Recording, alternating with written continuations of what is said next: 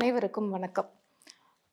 ஹனுமான் சொன்ன உடனே சில பேர் முகத்துல தானாவே புன்னகை வரும். ஏன்னா, அந்த அளவுக்கு எல்லாருக்குமே ஒரு விருப்பமான, பிரியமான ஒருத்தர் அப்படின்னா இவர்தான் ஹனுமான். ஹனுமான் அப்படின்னு சொன்னாலே நம்ம நினைக்கிற இந்த கவலை, பயம், கஷ்டம், துன்பம், நெருக்கடி இப்படி என்ன வேணாலும் அதுக்கு நீங்க பேர் குடுத்துக்கலாம். அது எல்லாத்தையுமே நம்மள அதுலேருந்து போக்கி நம்மள பக்தர்களா இருக்கிற நம்மள காக்கக்கூடியவர் யாரு அப்படின்னா, அவர்தான் இந்த ஹனுமான். அனுமான் நீங்க எப்படி வேணாலும் அவர சொல்லிக்கலாம். அ குறிப்பா வந்து பெருமாள், ராமர் இந்த மாதிரி இவருக்காக இருக்கிற கோவில்கள்ல ஹனுமனுக்குன்னு நிச்சயமா தனியா ஒரு சன்னதி இருக்கும். அப்படிப்பட்ட அந்த கோவில்கள்ல அனுமன பிரதான தெய்வமா கொண்ட கோவில்களும் உண்டு. அப்படிப்பட்ட கோவில்கள்ல இவருக்கு துளசி, வெற்றிலை மாலை, வடை மாலை இந்த மாதிரி சாத்தி வழிபாடு பண்ணா எந்த பிரார்த்தனையா இருந்தாலும் அது நிறைவேறும் அப்படிங்கிறது ஒரு பெரிய நம்பிக்கை. இந்த அனுமனோட அவதார தினத்த தான் நம்ம என்ன பண்றோம் அப்படின்னா, ஹனுமன் ஜெயந்தி அப்படிங்கிற பேர்ல கொண்டாடுறோம். இந்த ஹனுமன் ஜெயந்தி 2024 டிசம்பர் 30ஆம் தேதி கொண்டாடப்பட இருக்குது. இந்த ஹனுமன் ஜெயந்தி எப்போது, எப்படி வருது அப்படிங்கிறத பொறுத்து அந்த விரத முறை அதெல்லாம் நம்ம எடுத்துக்கணும். அ பொதுவாவே வந்து ஹனுமனுக்கு மட்டும் 2 முறை பிறந்த நாள் கொண்டாடப்படுறதுக்கான ஒரு காரணம் இருக்கு. ஒரு சுவாரஸ்யமான காரணமே இருக்கு. எப்பவுமே ஹனுமனுக்கு மட்டும் அப்படிதான். என்ன அப்படின்னா, ரொம்ப ஒரு அதிகமானவர்களால வணங்கப்படுற தெய்வம் அப்படின்னு பார்த்தோம்னா, அதுல ஹனுமான் இவரும் ஒருத்தர். இவருக்கு வந்து பல பெயர்கள் உண்டு. ஆஞ்சநேயர், மாருதி, வாயுபுத்திரன், ராமதூதன் இந்த மாதிரியான பல வகையான பெயர்கள் இவருக்கு உண்டு. இவர் என்ன பண்றாருன்னா, மற்ற தெய்வங்கள மாதிரி இவர் கிடையாது. தன்னை கும்பிடுறவங்கள அதிகமா சோதிச்சு பார்க்கறது தான் இவரோட பழக்கமே.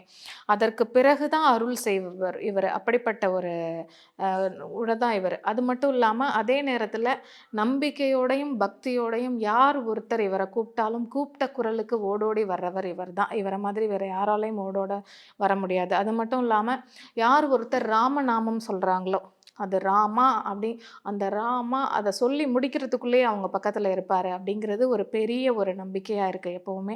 அதனால ராம பக்தர்களையும், ராமநாமம் சொல்றவங்களையும் எந்த ஆபத்தும் நெருங்காம காக்கக்கூடியதுல ரொம்ப தனித்துவமான ஒரு இடம் பெற்றவர் அப்படின்னா, அவர் வந்து இந்த ஹனுமான் தான். அப்படிப்பட்ட ஹனுமான் இத வந்து பலரும் அனுபவபூர்வமாவும் உணர்ந்திருக்காங்க, இந்த ஹனுமனோட அருள. அப்படிப்பட்டவருக்கு தான் ஹனுமன் ஜெயந்தி கொண்டாடுறத வழக்கமா வச்சிருக்கோம்.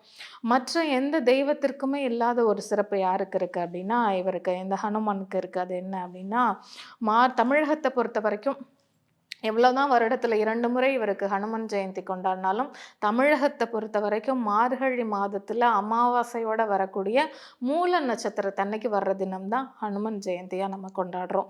அப்படிப்பட்ட ஹனுமன் ஜெயந்தி தான் வர டிசம்பர் 30ஆம் தேதி வர இருக்குது.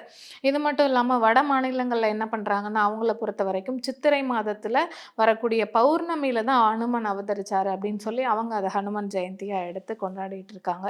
இது தவிர ஆந்திராவுல சில பகுதியில என்ன பண்றாங்கன்னா, வைகாசி மாசத்துல இத தான் ஹனுமன் ஜெயந்தி அப்படின்னு சொல்லி ஹனுமன் ஜெயந்தியா எடுத்து கொண்டாடுறாங்க.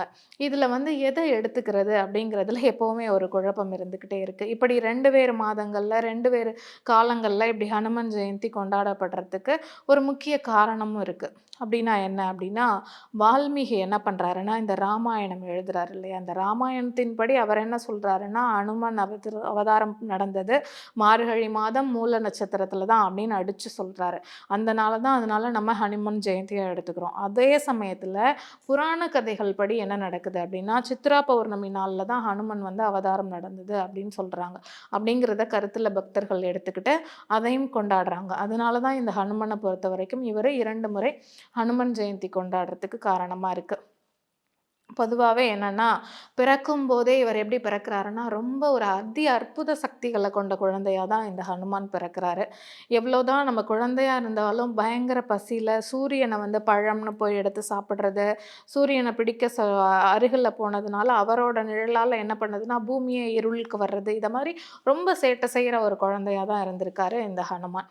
இது மட்டும் இல்லாம இந்திரன் என்ன பண்றாருன்னா, ஹனுமான் சூரியன சாப்பிடுறத தடுத்து நிறுத்துறதுக்காக ஹனுமன தாக்குனதுனால என்ன ஆகுறாருன்னா, ஹனுமான் வந்து மயக்கம் அடைகிறாரு. தன்னுடைய மகனை இந்த நிலைக்கு ஆளாக்கிட்டாரே அப்படின்னு வாயு பகவான் என்ன பண்றாருன்னா, கோவத்துல காற்றையே நிறுத்திடுறாரு. உடனே என்ன ஆகுதுன்னா, அவர அமைதிப்படுத்துறதுக்காக பிரம்மதேவன் வந்து சொல்றாரு, அனுமனுக்கு மீண்டும் உயிர் கொடுத்து, அவர உயிரோட வரவழைச்சு பல வரங்கள குடுக்குறாரு பிரம்மதேவன் ஹனுமனுக்கு. இது நடந்தது சித்திரை மாத பௌர்ணமி அப்படிங்கிறதுனால, இதுதான் ஹனுமனோட ஒரு அவதார தினம் அப்படிங்கிற நோக்கத்துல தான் சித்திரை மாதமும் ஹனுமன் ஜெயந்தி கொண்டாடப்படுது. இதனால தான் அனுமனுக்கு மட்டும் வருடத்துல 2 முறை பிறந்த நாள் கொண்டாடக்கூடிய வழக்கம் இருக்கு. அதே மாரி இந்த அனுமன் ஜெயந்தி அவருக்கு என்னெல்லாம் பிடிக்கும் அப்படின்னா லட்டு. இந்த லட்டுங்கிறது ரொம்ப ரொம்ப ஒரு பிரியமான விஷயம் இந்த ஹனுமானுக்கு. இந்த லட்ட பிடிச்சு வச்சு சுந்தரகாண்டம் மட்டும் படிக்கிறீங்க அப்படின்னா, அத விட மனமகிழ்ச்சி அவருக்கு வேற எதுவுமே கிடையாது. அவர மனசார உருகி அந்த லட்ட வச்சு அவருக்கு சுந்தரகாண்டம் படிச்சா, அவர் அப்படியே பரிபூரணமா நம்ம பக்கத்திலேயே இருந்து நம்மளுக்கு ஆசி குடுப்பாரு அப்படிங்கும் ஒரு பெரிய நம்பிக்கையா இருக்கு. இது மட்டும் இல்லாம செந்தூரம், வெண்ணெய், வெற்றிலை இந்த மாரி வாழைப்பழம் இதில எது கிடைச்சாலும் நீங்க இதோட வச்சு படைக்கலாம். இந்த நாள்ல ஒரு வேளை விரதம் இருக்கீங்க அப்படின்னா, உப்பு சேர்த்து சாப்பிடக்கூடாது. பொதுவாவே விரதம் இருக்கக்கூடிய நாட்கள்ல உப்பு சேர்த்து சாப்பிடாமல் இருக்கிறது ரொம்ப அவசியம். அது மட்டும் இல்லாம இந்த நாள்ல சிவப்பு நிற பழங்கள் எது கிடைச்சாலும் நீங்க தானமா குடுக்கலாம். புராண கதைகள் படி என்ன சொல்லப்படுதுன்னா, அனுமனுக்கு ரொம்ப பிடிச்ச பழம் அப்படின்னா, அது வந்து ஆப்பிள் அப்படின்னு சொல்லப்படுது. அதனால இந்த அனுமன் ஜெயந்தி அன்னைக்கு ஆப்பிள் வச்சு படைக்கிறது மட்டும் இல்லாம, நீங்க இந்த ஆப்பிள் பழத்த யாருக்காவது தானமாக கூட குடுக்கலாம். அது மட்டும் இல்லாம இந்த அனுமன் ஜெயந்தி அன்னைக்கு எழுந்து அதிகாலையில எழுந்து அனுமனோட விக்கிரகம் இல்ல அனுமன் படம் இருக்கு அப்படின்னா, அவருக்கு இந்த மஞ்சள், குங்குமம் எல்லாம் வச்சு சிவப்பு நிற மலர் எந்த மலரா இருந்தாலும் பரவால்ல. சிவப்பு நிறத்துல இருக்கிற மலர சூட்டி அவருக்கு விருப்பமான வடமாலை, துளசி, வெற்றிலை, செந்தூரம், வெண்ணெய் எது வச்சு வழிபட்டாலும் மனப்பூர்வமான ஆசீர்வாதத்த அவர் நம்மளுக்கு குடுப்பாரு. அது மட்டும் இல்லாம அனுமன் சாலிசா படிக்கிறதும் ஒரு பெரிய வழக்கமா இருக்கு. அனுமன் என்னன்னா சிவனோட அம்சம் அப்படிங்கிறதுனால சங்கும் மணியும் இருக்கு அப்படின்னா அதையும் அவசியமா வச்சு வழிபடுறதுக்கு மறந்துடாதீங்க.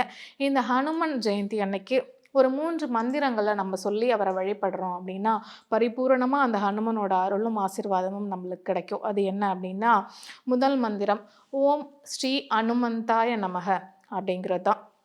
இந்த அனுமனை துதிக்கக்கூடிய மந்திரத்துல முதல் மந்திரமா நம்ம சொல்ல வேண்டியது ஓம் ஸ்ரீ அனுமந்தாய நமக இதுதான்.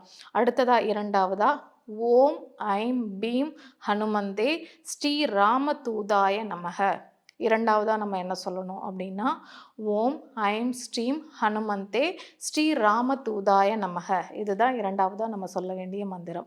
அடுத்ததா 3வதா என்ன சொல்லணும் அப்படின்னா ஓம் ஆஞ்சநேயாய வித்மஹே வாயுபுத்ராய தீமஹி தன்னோ ஹனுமத் பிரச்சோதயாத். நம்ம என்ன சொல்லணும் அப்படின்னா ஓம் ஆஞ்சநேயாய வித்மஹே வாயுபுத்ராய தீமஹி தன்னோ ஹனுமத் பிரச்சோதயா அப்படிங்கிறது தான் சொல்லணும். 3வதா ஓம் ஆஞ்சநேயாய வித்மஹே வாயுபுத்ராய தீமஹி தன்னோ ஹனுமத் பிரச்சோதயாத். இந்த 3 மந்திரத்தையும் நம்ம ஹனுமன் ஜெயந்தி அன்னைக்கு சொல்றோம் அப்படின்னா அதற்குரிய பலன் இன்னமுமே கூடுதல் சிறப்பாகவே நம்மளுக்கு கிடைக்கும். அதனால வரக்கூடிய இந்த ஹனுமன் ஜெயந்தி நாளில் அந்த ஹனுமனோட அருள் பரிபூரணமாக உங்கள் எல்லாருக்குமே கிடைக்கட்டும். ஹனுமனோட ஆசீர்வாதம் என்றைக்குமே உங்கள் எல்லாரோட இல்லங்கள்லையும் செழிப்போடு இருக்கட்டும் அப்படின்னு நானும் அந்த ஹனுமனை வேண்டிக்கிறேன். நன்றி, வணக்கம்.